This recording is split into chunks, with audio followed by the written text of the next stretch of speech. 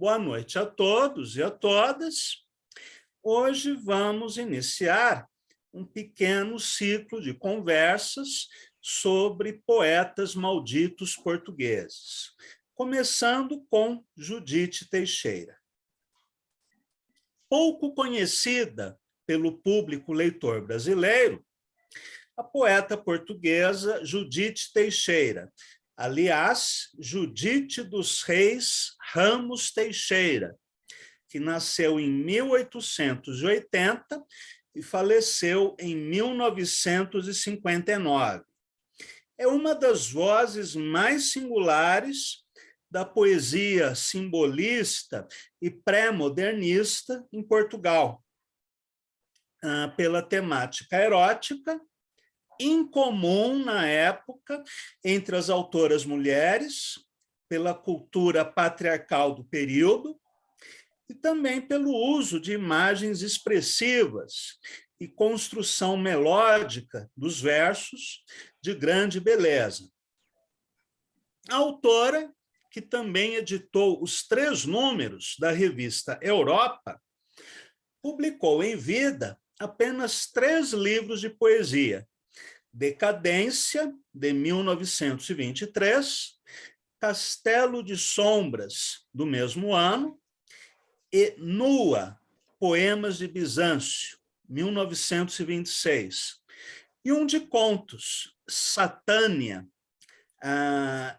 que encontraram forte resistência da crítica literária e mesmo do governo português, como decorrência de uma campanha da Liga de Ação dos Estudantes de Lisboa, uma espécie de MBL lisboeta, contra os, abre aspas, artistas decadentes, poetas de Sodoma, os editores, autores e vendedores de livros imorais, fecha aspas. Vocês se lembram daqueles episódios sombrios, né? Em que a turma do MBL invadia hospitais, mandava olheiros, né, para as escolas, para as faculdades, para espionar professores, né, supostamente esquerdistas. Enfim, isso não foi uma contribuição original brasileira, né? Os estudantes fascistas de Portugal já tinham práticas muito semelhantes. Curioso que um dos livros de Judite se chama Nua, Poemas de Bizâncio. A Gilca Machado tem um livro publicado mais ou menos nessa época, chamado Mulher Nua. E as duas tinham, né, como característica principal essa temática erótica muito livre, e diversas vezes homoerótica, inclusive. Bem, seu livro Decadência foi apreendido e queimado, ao lado de outros títulos considerados obscenos, como as Canções de Antônio Boto e Sodoma Divinizada, de Raul Leal, prenunciando as fogueiras de livros acendidas pelos nazistas na Alemanha, 10 anos mais tarde. Esses 3 autores, inclusive, faziam referência ao homossexualismo, né, e ao lesbianismo. Judite Teixeira escandalizou a sociedade portuguesa pela sua temática, em que encontramos, né, referências ao lesbianismo, e também pelo seu comportamento, que estava em desacordo com o que se esperava de uma mulher lusitana cristã e virtuosa naquela época. Casada com Jaime Azencot, teve a união dissolvida por acusação contra ela de adultério e abandono do lar. A imprensa portuguesa não menos conservadora e obtusa do que a nossa, atacava os versos de Judite, chamando-os de vergonhas sexuais e versalhadas ignóbeis, o que recorda o caso de Gilca Machado, chamada por um crítico de Messalina das Letras. É até engraçado lendo hoje, né? Embora seja algo cruel.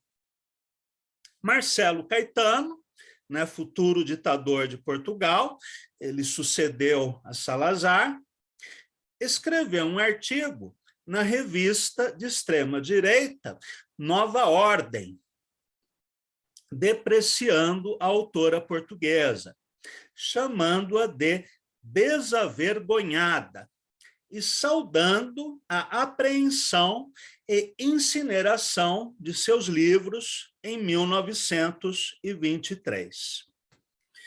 Bom, recentemente tivemos o caso daquele casal de idosos que realizou uma queima de livros de Paulo Coelho no Brasil, devido às suas opiniões políticas. Eu não sou um leitor nem um admirador, né, de Paulo Coelho, mas defendo as posições, né, que ele assumiu publicamente, né, em defesa da democracia. Acho que foi um ato muito digno, né, muito louvável, e também me solidarizo com ele por essa ação absurda, né, de queima de seus livros. Quem sabe, em decorrência de todas as agressões sofridas, Judite Teixeira deixou de escrever de 1926 até a sua morte, em 1959. Incompreendida, inclusive por críticos como José Régio, guru da revista Presença, que escreveu: todos os livros de Judite Teixeira não valem uma canção escolhida de Antônio Boto. E mesmo por João Gaspar Simões, né, outro crítico importante, que considerou Judite uma autora sem talento. Ela foi reconhecida por alguns espíritos livres, como Antônio Manuel Couto Viana, que a considerou a única poetisa modernista portuguesa, merecedora de melhor sorte do que o silêncio, a ignorância a que tem estado votada. A modernidade, né, de Judite está, sobretudo, nos seus temas, ao contrário de Gilca Machado, que foi uma autora mais audaciosa em termos de pesquisa estética. Pouco se sabe a respeito da vida de Judite Teixeira ao longo das 3 décadas em que ficou afastada da literatura. Ela contraiu um segundo casamento, abriu um negócio de antiguidades e faleceu a 17 de maio de 1959, aos 79 anos de idade, em Lisboa. Já viúva, sem deixar filhos nem bens e sem fazer testamento. Hoje, quando as questões de gênero estão no centro do debate intelectual a respeito das liberdades individuais e da construção de uma nova moral sexual e de um novo projeto civilizatório, plural e inclusivo, a poesia de Judite Teixeira revela-se como uma voz extremamente necessária, que precisa ser conhecida por todos os que amam a poesia. Vamos agora ler alguns de seus poemas. Primeiro, O Anão da Máscara Verde. Eu achei genial esse título.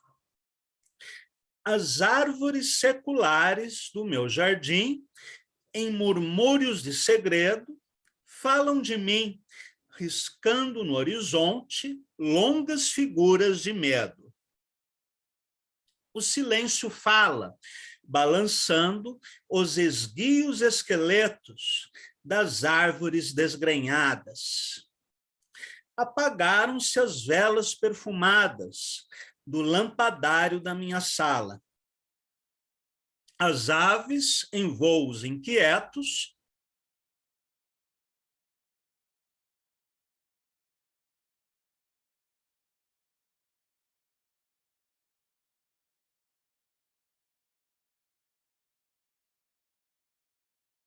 lívido de luar, um fulvo anão de máscara verde, vestido de arlequim. As mãos a suplicar num gesto que se perde. Nos olhos cintilantes, infernais, eu leio confissões rudes, brutais. Estende os braços revestidos de oiro e as suas mãos esguias vêm desprender o meu cabelo loiro. Auge da madrugada de luar, infernal tentação, eu não posso desfitar a boca rubra e incendiada do meu anão. Quero fugir a este inferno, os olhos dele, um abismo sem fim, um labirinto, e o meu cabelo a arder nas mãos do arlequim. Não, não, foi um desejo apenas, e que eu desminto, e rasgo-lhe com fúria as vestes de cetim. Olho ainda o espelho, pálida e cansada, e já longe, iluminado de luar, álgido e frio, o meu anão de olhar sombrio, lá está a contar o meu segredo, num murmúrio sem fim, as árvores do medo do meu jardim. Esse poema lembra um pouco um poema pornográfico da Hilda Hilst, que também tem como personagem um anão.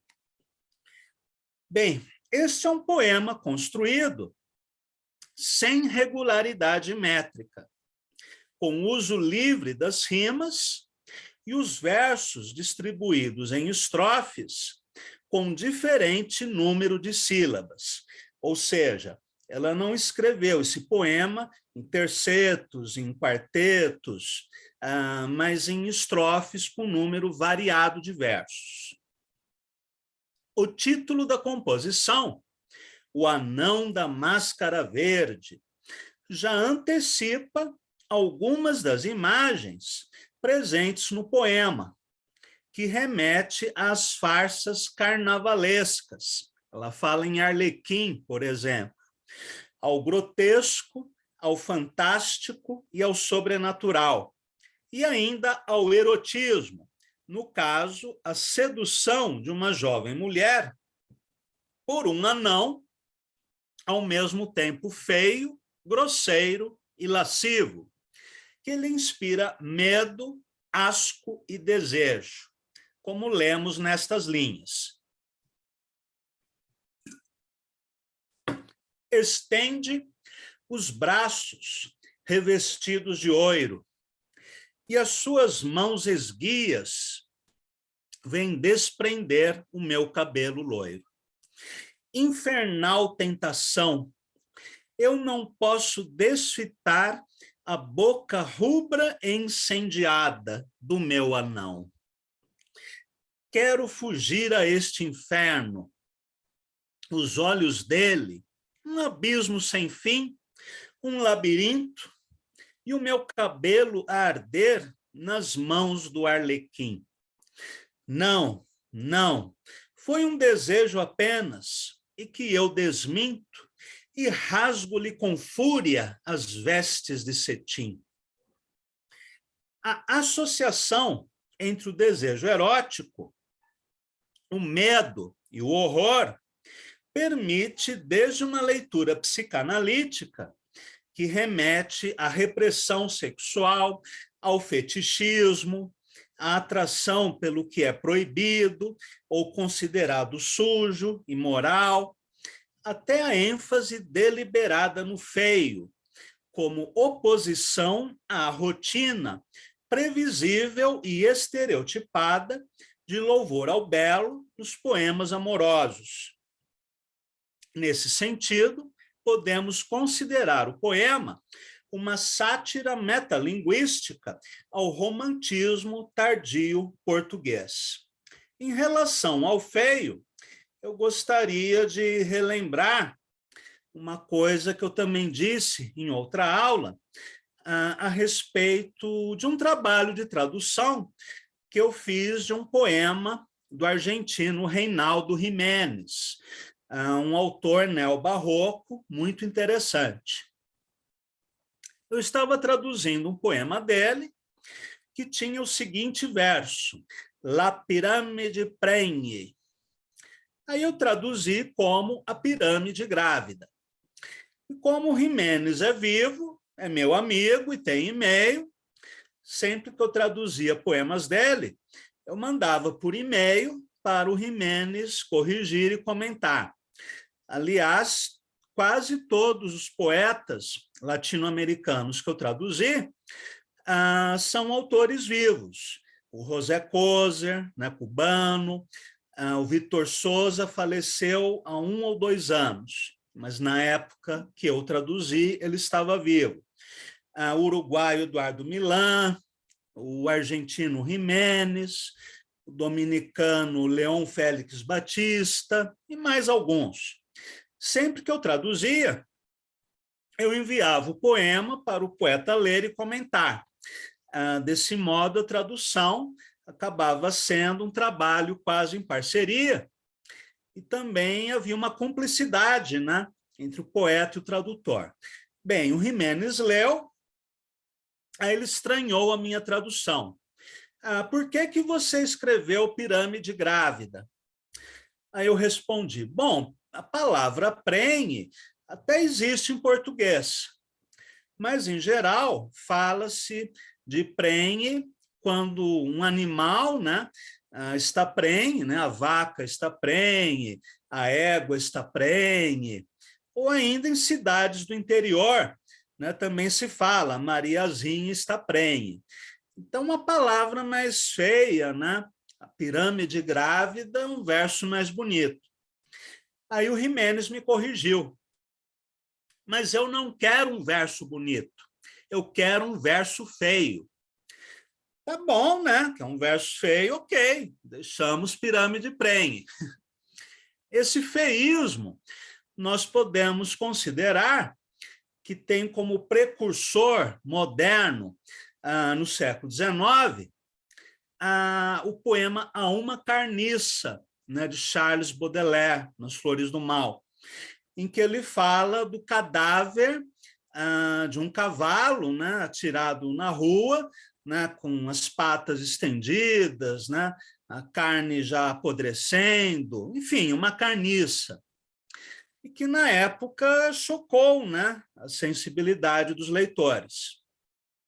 De lá para cá, muitos poetas, sobretudo no neobarroco, né, latino-americano, exploraram o feísmo, às vezes em associação com o sadomasoquismo.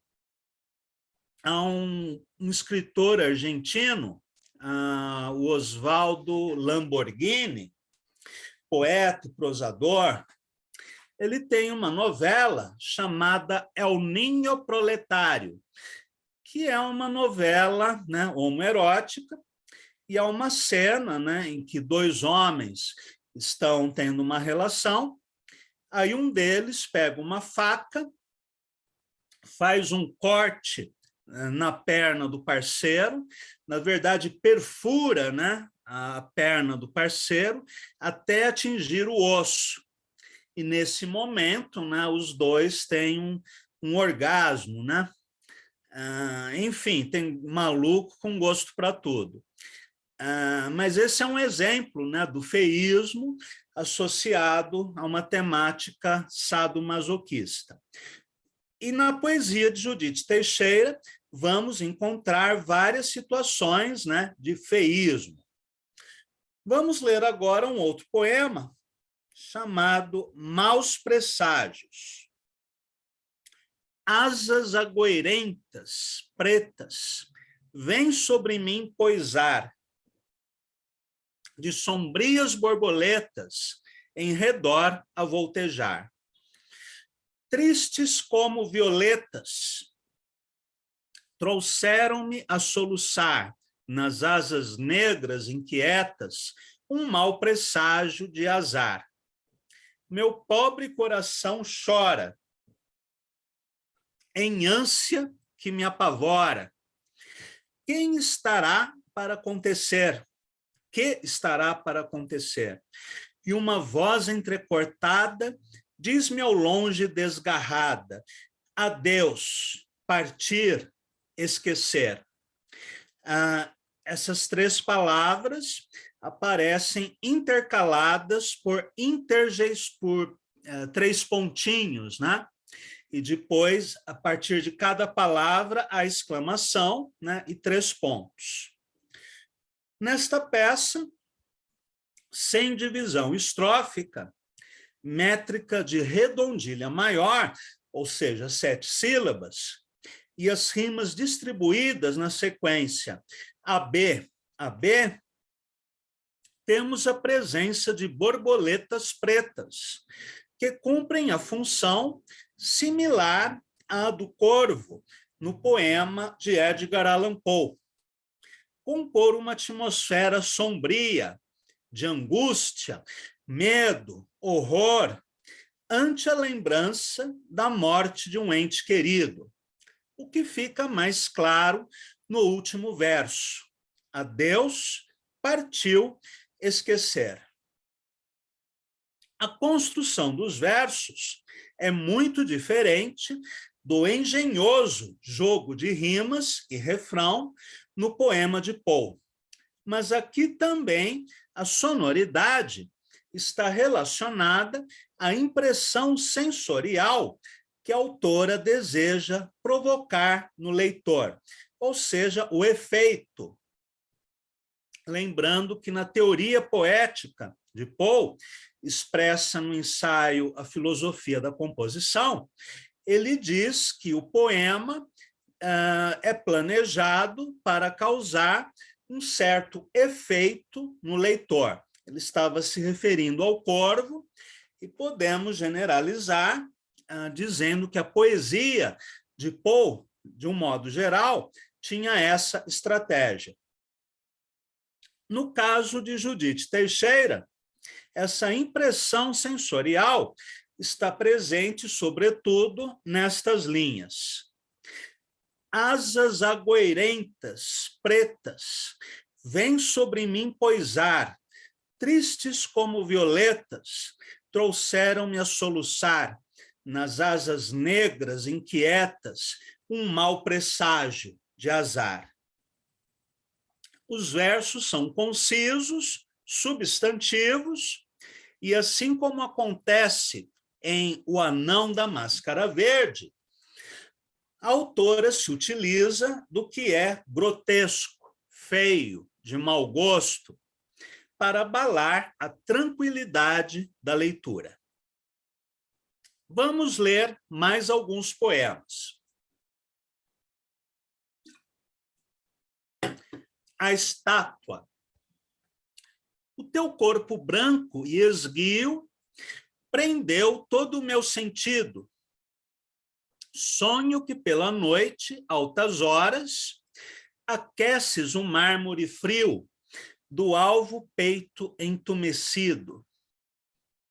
E quantas vezes pela escuridão, a arder na febre de um delírio, os olhos roxos como um lírio, venho espreitar os gestos que eu sonhei. Sinto os rumores de uma convulsão, a confessar tudo que eu cismei. Ó Vênus sensual, pecado mortal do meu pensamento. Tens nos seios de bicos acerados, num tormento, a singular razão dos meus cuidados. Neste poema, que tem como referência imediata uma estátua de mármore de Afrodite, a Vênus romana, os versos são distribuídos em estrofes, com um número diferente de versos, sem métrica fixa e uso livre da rima. O elogio ao corpo feminino, a confissão do desejo, descrito como arder na febre de um delírio, e, sobretudo, a última estrofe, em que a autora menciona o pecado mortal e os seios de bicos acerados da deusa, temos um provável elogio ao amor homoerótico, no caso lésbico, que tanto escândalo causou na época. A mesma temática aparece no poema que leremos agora, em que a flor de cactus aberta é uma possível alusão à vagina. Flores de cactus. Flores de cactus resplandecentes, espelhantes, encarnadas, rubras gargalhadas de cortesãs, em que nós temos uma sinestesia, né? As rubras gargalhadas. Embriagam-se de sol pelas doiradas manhãs, viçosas e ardentes. Bela flor imprudente, brilha melhor o sol rutilante nas suas pétalas vermelhas. É sugestivo o ar insolente e petulante, como se deixam morder pelas doiradas abelhas. Nascem para ser beijadas e possuídas pelo sol abrasador, lascivas, predestinadas para os mistérios do amor. Eu gosto desta flor pagã e sensual, que num místico ritual se entrega toda aberta aos beijos fulvos do sol. Ó flor do cactus enrubescida, no teu vermelho há sangue, a vida, e eu tenho uma enorme sede de viver.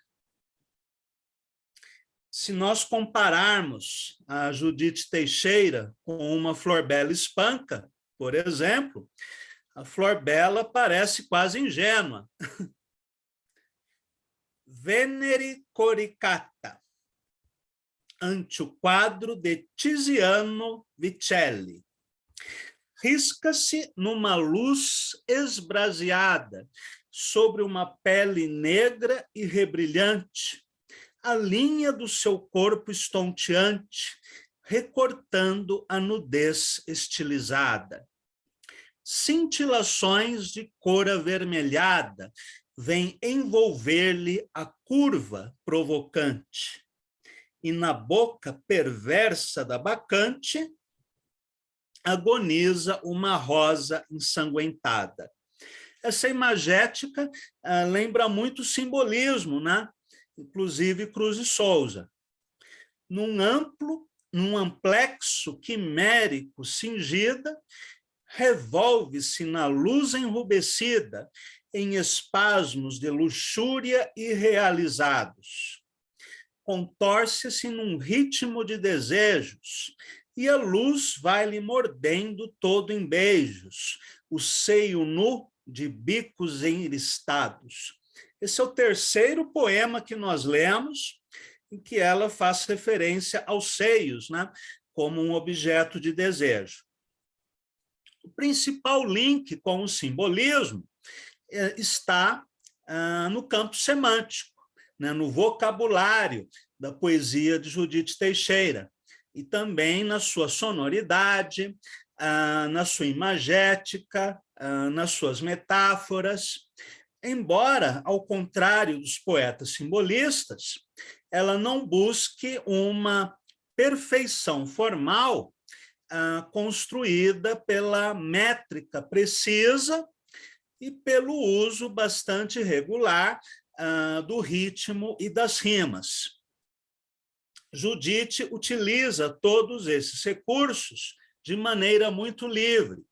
Aqui ela estaria muito mais situada num pré-modernismo, digamos, do que numa estética do século XIX. Esse é um outro ponto de conexão entre Judite Teixeira e Gilca Machado.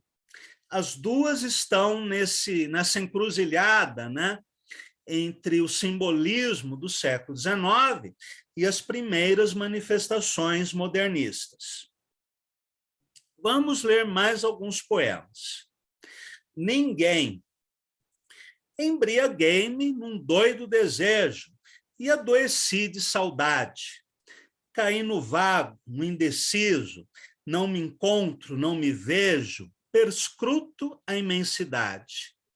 E fico a tatear na escuridão, ninguém, nem eu, tampouco. Encontro apenas o tumultuar de um coração aprisionado dentro do meu peito, aos saltos como um louco. Esse poema lembra bastante um poema breve, né, de Emily Dickinson, traduzido por Augusto de Campos, em que há um verso que diz, né, eu não sou ninguém. Outonais. No meu peito alvo de neve, as claras pétalas dos teus dedos, finas e alongadas, tombaram como rosas desfolhadas, à luz espásmica e fria deste entardecer. E o meu corpo sofre, ébrio de luxúria, um mórbido prazer. Uma poeta mulher escrever isso em 1920 era pedir para ser crucificada em praça pública, né? A cor viva dos teus beijos, meu amor, prolonga ainda mais o meu tormento na trágica dor deste desvestir loiro e desolado do outono. Repara agora como o sol morre num agônico sorrir, doloroso e lento. Noite, um abismo, sombras de medo.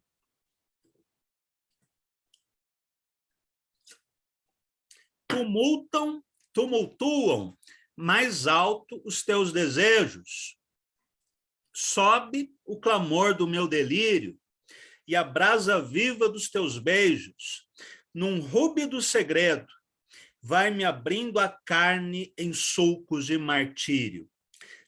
Curioso, né? Tanto na poesia do Cruz de Souza, quanto na poesia de Judite Teixeira, né? E de alguns outros simbolistas, a ideia de prazer erótico é associada a uma ideia de martírio. E para finalizarmos, eu vou ler o poema Bailarina Vermelha. Ela passa, a papoila rubra, esvoaçando graça a sorrir. Original tentação de estranho sabor. A sua boca, romã luzente, a refulgir. As mãos pálidas, esguias, dolorosas, soluçando, vão recortando em ritmos de beleza, gestos de ave endoidecida, preces, blasfêmias, cálidas estesias, passam delirando, mordendo-lhe o seio, né, de novo, né, aparece a imagem do seio. Túrgido e perfurante, delira a flama sangrenta dos rubis. E a cinta verga flexuosa na luxúria dominante dos quadris, um jeito mais requebrado no andar, um pouco mais de sombra no olhar, bistrado de lilás. E ela passa entornando dor, a agonizar beleza. Um sonho de volúpia que logo se desfaz em ruivas gargalhadas, dispersas, desgrenhadas. Magoam-se os meus sentidos num cálido rubor, e nos seus braços endoidecem as anilhas doiro refulgindo num feérico clamor. E ela passa, fulva esguia incoerente, flor de vício, esvoaçando graça na noite tempestuosa do meu olhar, como uma brisa ardente e infernal e dolorosa a bailar, a bailar. Muito bem, estes são os poemas que eu separei para a nossa conversa de hoje. Perguntas, comentários?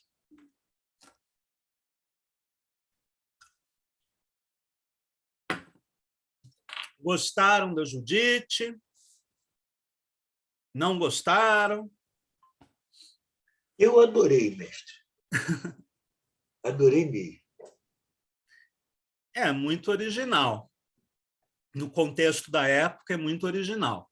E muito erótica, né? Todos os poemas que foram lidos que eu pude acompanhar, que foram só o da Zunai, o resto eu procurei e não achei, eu achei com uma carga erótica fabulosa, tá entendendo? Aquelas papoulas vermelhas, veio assim, né? Surge, adorei, adorei. Gostei mesmo, de verdade. A Máscara do Anão Verde, em particular, chamou muito a minha atenção, né? Por esse viés, né? Quase beirando pornográfico, né? E que lembra muito o poema da Hilda Hilst. Depois, quem tiver a poesia completa da Hilda, pode procurar, né? Nos versos eróticos dela, tem um que se chama, se não me engano, O Anão Pintudo, algo do gênero. Vale a pena fazer a comparação intertextual. Aliás, Hilda foi uma grande leitora dos portugueses e cita, né, Camões, Fernando Pessoa e outros poetas. Eu não sei se a Hilda chegou a ler a Judite Teixeira, mas assim como é possível o paralelo entre Judite e Gilca Machado, também é possível um paralelo com Hilda Hilst. Daria uma boa pesquisa de mestrado.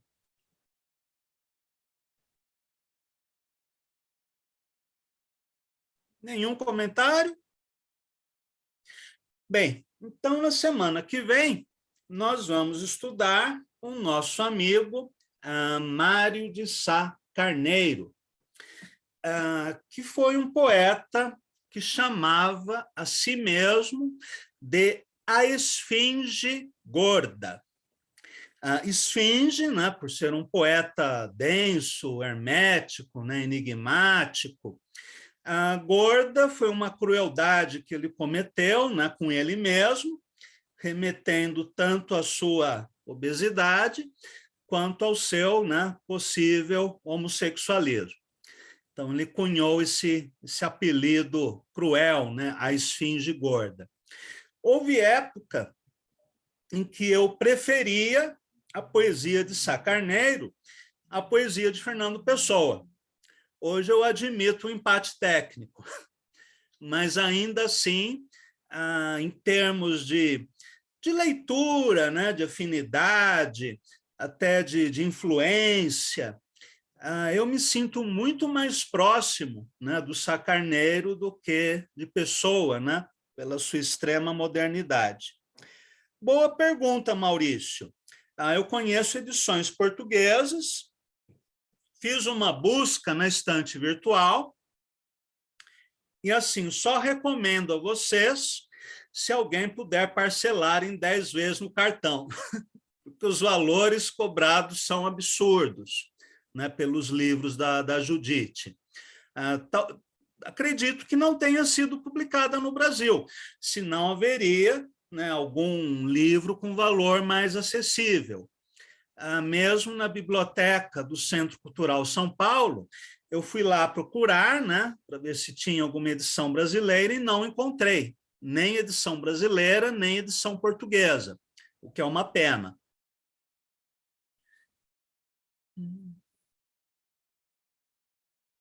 Então é isso, meus caros.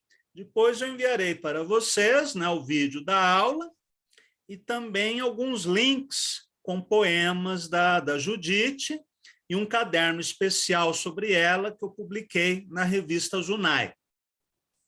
Então, boa noite a todos e a todas e até a semana que vem com Mário de Sá Carneiro.